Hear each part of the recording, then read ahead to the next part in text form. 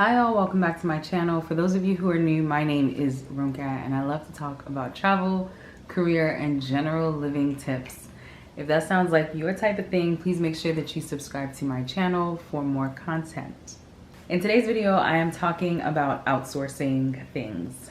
Personally, I've gotten to a point where there are some things that I have outsourced and I don't plan on picking back up anytime soon, okay? I think for me, when it comes to outsourcing of course has an opportunity cost, right? Like whenever you outsource something, more than likely you're going to pay for it. And so you have to determine for yourself if the cost of it is going to be worth it. And when you're thinking about outsourcing, you're usually paying to outsource something so that you can get time back.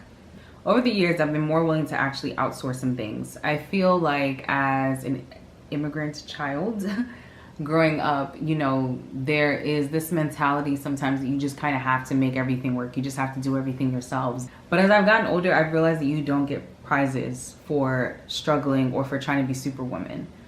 I feel like it's extremely important whenever we can, whenever we have the opportunity to outsource, right? Because when you are able to outsource, it frees you up, frees up your time. You know, one of the things I actually love the most about outsourcing is that typically you're outsourcing to someone who is like a professional or extremely experienced in something. So this means that I get to give this work to someone whose bread and butter it truly is, and I don't have to worry about learning a skill set that I probably won't use too often or won't be able to master as well as this person. When it comes to outsourcing, there's about 5 things that I would say over the last year and some change that I've just gotten so comfortable outsourcing. Some of these things I really don't do them no more myself, like I'm just gonna be honest. And the first one is my natural hair. I have been natural for some years now. I don't even want to start counting, but I've been natural for some years and I've always been not the best at being gentle with my natural hair, right? I'm not necessarily like one of those, I'm not like to the extreme of product junkie, but I usually do buy some stuff that I'm like, yeah, this doesn't work for my hair. And then I just, you know, don't want to throw it away. Do I want to use it again later? So for me, I would say one of the benefits to outsourcing, like doing my natural hair, is the fact that for me, it's also an opportunity to be pampered, right?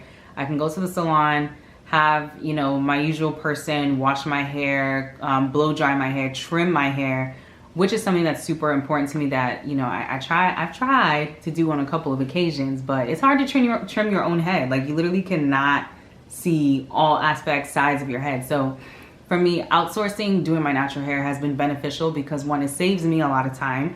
The person I go to is able to wash my hair, condition it, trim it, cornrow it in the amount of time that it takes me to probably detangle and do like 1 or 2 washes. So it ends up saving me a lot of time. And as I said, for me, I just feel like it's a lot better for the health of my hair because she's a lot more gentler. She's, you know, very knowledgeable, and the products that she uses on my hair, they work. I don't have any complaints about them. My hair is not falling out. So for me, that's one of the things that I have outsourced, and I probably, like, if you see me doing my natural hair, it's not by choice. Let me just say that. It's not by choice. It's because maybe she's unavailable. But generally for me, that's something that I don't plan on taking back onto my plate anytime soon. Another thing that I've outsourced recently is home cleaning. And what I would say is that obviously, yes, there are some things that I still do on my own as far as cleaning goes, but it just feels nice every so often, like whether it's every other month, once a quarter, whatever it is, it just feels nice to have someone come in and do like a proper clean of everything. You know, there are some chemicals that I'm not finna use. There are some heights that I'm not finna climb, but having someone or a team of folks come in and do everything is just, I don't know. There's something about it that just makes it worthwhile for me. And I do think it's one of those things that is important to do because for me, I kind of look at that as like a deep clean. And I think it's important to do a deep clean of your home as often as, you know, as often as you are able to. And so for us, it works because like I said, we definitely, you know, we clean our own home, we do all those things, but whatever we can do to get the additional rub-a-dub-dub, scrub tub, whatever it is, every so often I think is important. For some people, yes, you might not necessarily like fully outsource cleaning your home, but there are some tools that people can use like dishwashers, robot vacuums, you know, all those different things that you can kind of set and forget that handle certain, you know, certain chores or certain activities for you that you can go on and do something else with your time with. I think those are also important and good to use if you have access to them. You know, when it comes to food, I actually do enjoy cooking, and I think it's a peaceful experience more often than not.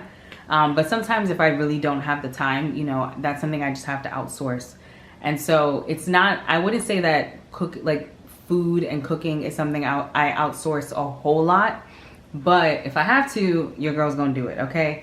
Because in between going hungry or, you know, just going to Chipotle or grabbing something from somewhere else, like, I would much rather do the latter part than go hungry. So for me, food is one of those things that I occasionally outsource, but I don't necessarily do a whole lot or want to do a whole lot, because I do like my own cooking and I like to be able to cook, like I said. Another thing I would say that I've mostly outsourced is grocery shopping. And what I mean by that is that for me, I use like the Walmart grocery app, and I also use a Sam's Club grocery app. Costco needs to get one because Costco is actually my preferred store, but alas, they don't. But for me, it's super convenient because I can literally sit in my house. I can be on a call and, you know, just start adding stuff to my cart. I could be taking a walk and start adding stuff to my cart. And so this just makes it so much easier for me because I literally just pull up to the store, go to the pickup spot, and they bring out my stuff. Usually, if I go into the store by myself, even when I have a grocery list, just like navigating the store, looking at the products, trying to find the products, you know, all these different things, like, it takes time, and that's just time that I would rather not spend.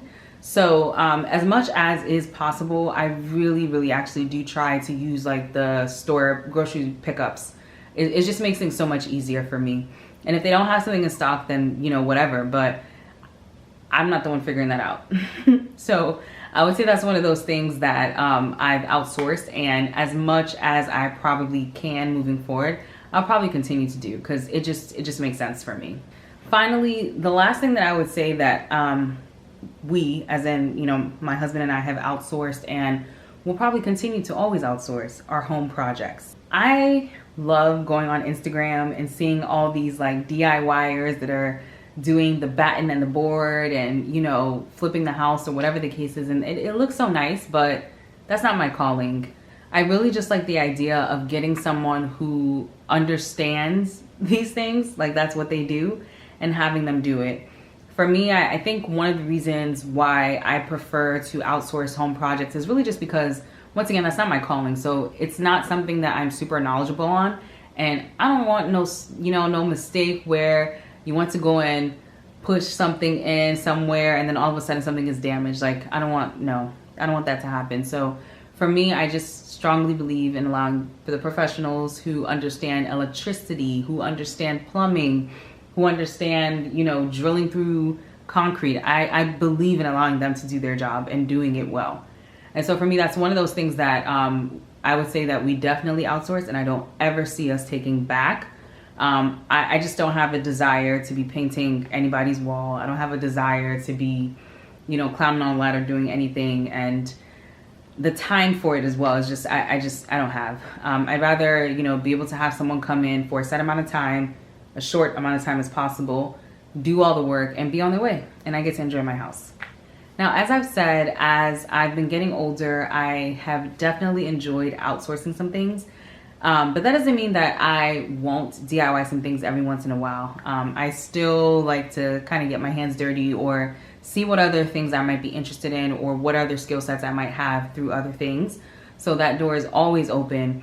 But as I've said, for me, you know, being able to identify things that I can outsource is important because it helps me to create more time for myself, and it allows me to really, once again, leverage like the expertise of these individuals that I've outsourced to.